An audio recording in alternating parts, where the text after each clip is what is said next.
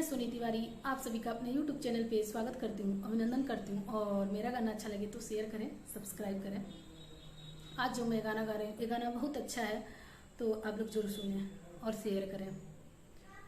एक चिटुकी सिंदूरा मांग भैले बाबा, सिंदूरा भैले अनमोल हे।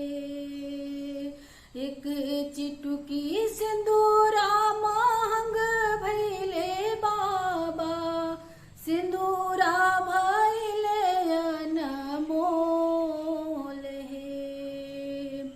एक चिटुकी सिंदूरा के कारण ये बाबा छूटेला नहीं हर मोर हे, छूटेला नहीं हर मोर हे।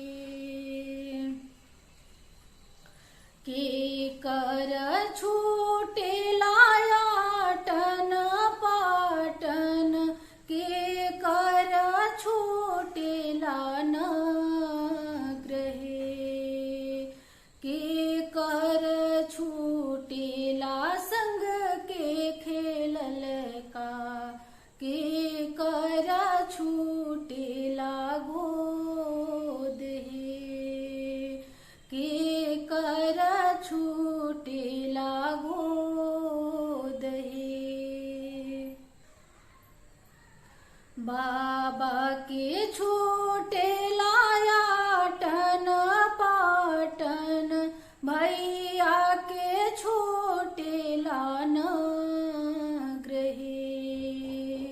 सखिया के छूटेला संग के खेलल का, अम्मा के छूटेला गोद हे। अम्मा के छूटेला गोद हे। एक चिटुकी सिंदूरा के का